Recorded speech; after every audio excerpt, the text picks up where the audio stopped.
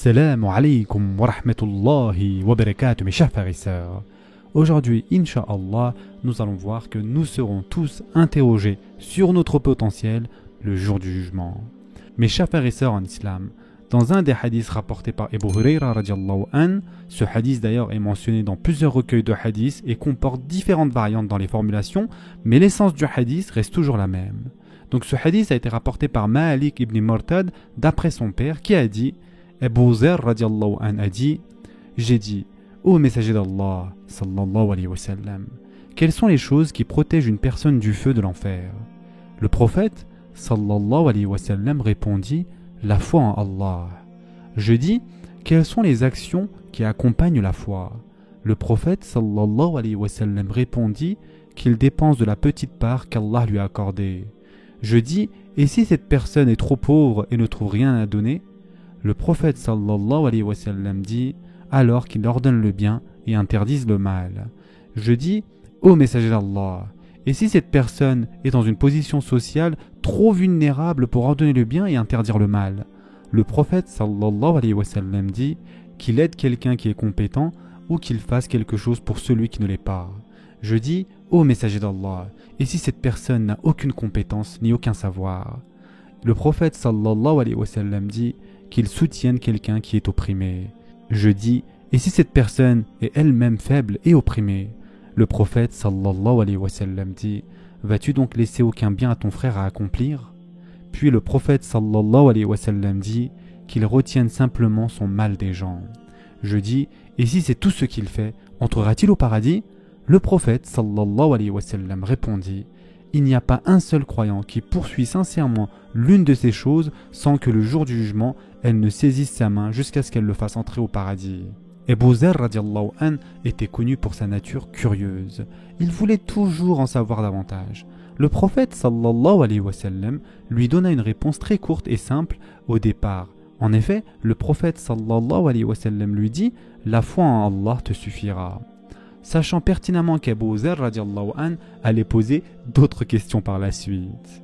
L'imam As-Safarani a précisé que cette situation diffère de celle du bédouin auquel le prophète sallallahu alayhi wa sallam avait enseigné les 5 piliers de l'islam, car Abu Zar radiallahu an était au-delà de cette étape, à un niveau beaucoup plus élevé.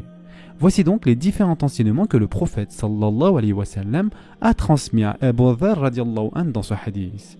Tout d'abord, premier enseignement, Abu Zar radiallahu an demanda quelle action accompagne la foi.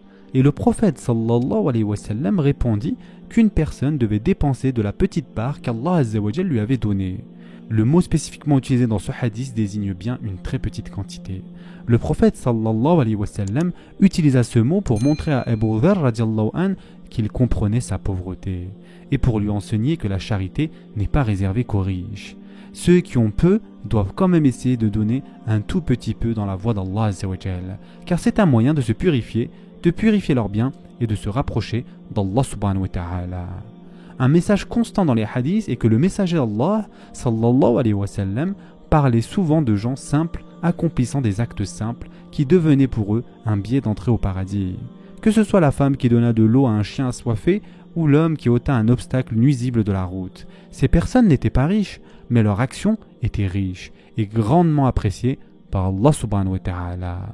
Cependant, les savants ont souligné que Uthman radiallahu an était une exception.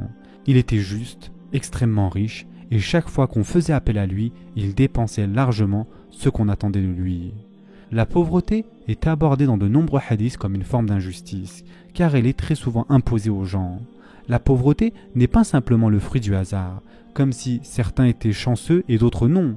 Elle est souvent le résultat d'actes injustes, généralement à travers une forme d'exploitation ou d'oppression.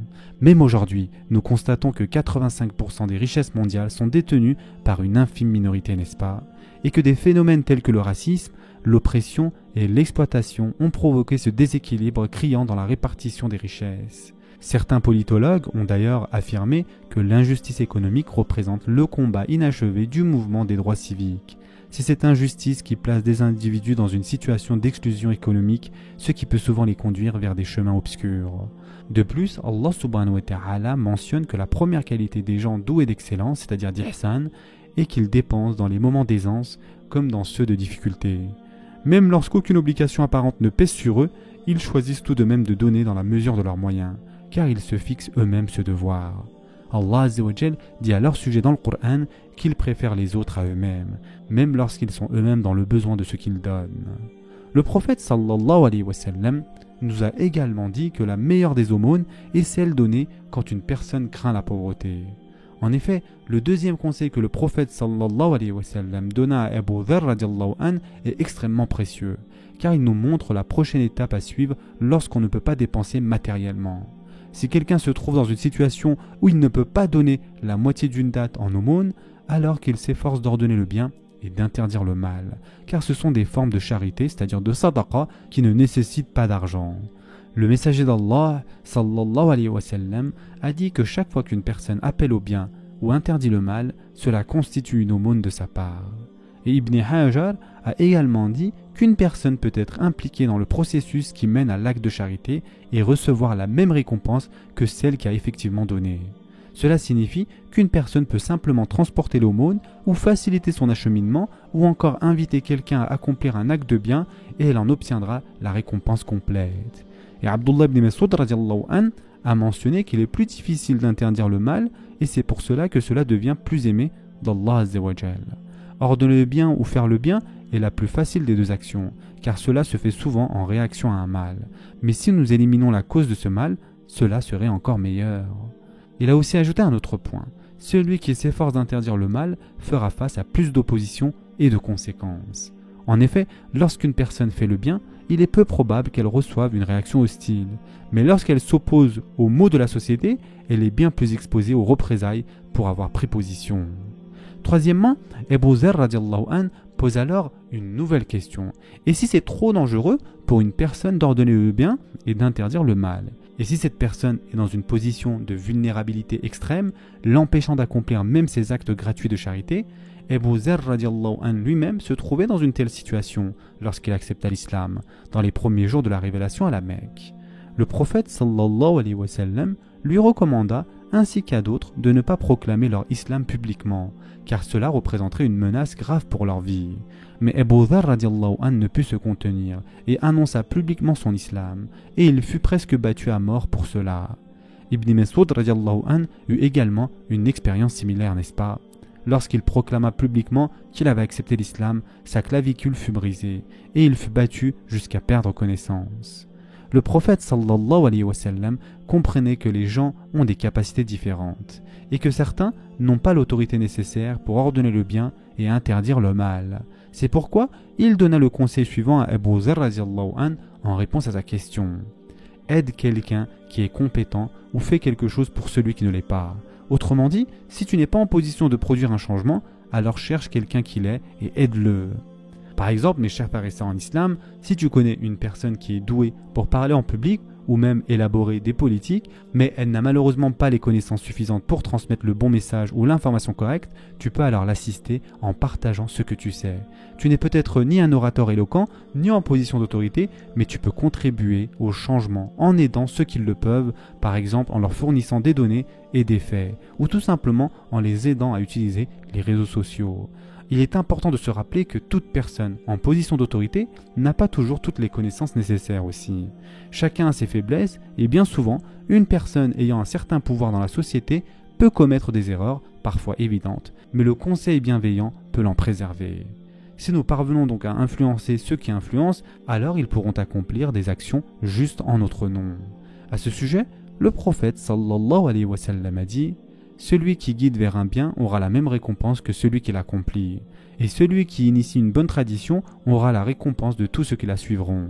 Des savants comme Ibn Hajar ont aussi commenté ce hadith en disant « Parfois les injustices subies par les ouvriers, c'est-à-dire les classes laborieuses, sont moins visibles que celles que subissent ceux qui sont ouvertement désavantagés. » Pour clarifier cela, il cita donc Ibn al-Munayyir qui dit « Le hadith indique que venir en aide à une personne compétente prévaut sur le fait d'aider un incompétent. » Autrement dit, les personnes en situation de handicap ou dépourvues de compétences évidentes sont perçues comme ayant besoin d'assistance, mais celles qui ont un savoir-faire technique ou manuel sont souvent négligées et n'obtiennent pas l'aide qu'elles méritent. Un autre exemple concret, Lorsque nous visitons les mosquées sacrées de la Mecque et de Médine, c'est-à-dire les Haramain, nous sommes naturellement enclins à aider les nécessiteux dans la rue, mais nous pensons rarement à ceux qui travaillent dans les mosquées.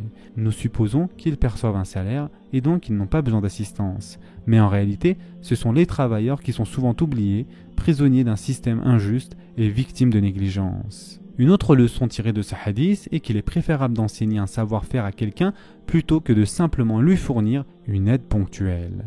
Comme le dit le célèbre proverbe que vous connaissez tous, « Donne un poisson à un homme, il mangera un jour, apprends-lui à pêcher, il mangera toute sa vie. » Les mots utilisés par le prophète sallallahu alayhi wa sallam dans ce hadith ajoutent de la profondeur donc à son conseil d'assistance. Par exemple, si nous connaissons une personne véritablement défavorisée, la meilleure chose à faire pour elle serait de lui transmettre une compétence qui lui permettra à long terme de subvenir à ses besoins et de s'intégrer dignement dans la société. On va s'arrêter ici pour aujourd'hui. La prochaine fois, Inch'Allah, nous continuerons avec les questions que Abu Dharr radiallahu an a posées. En attendant, prenez soin de vous mes chers frères et sœurs et à très prochainement, Inch'Allah.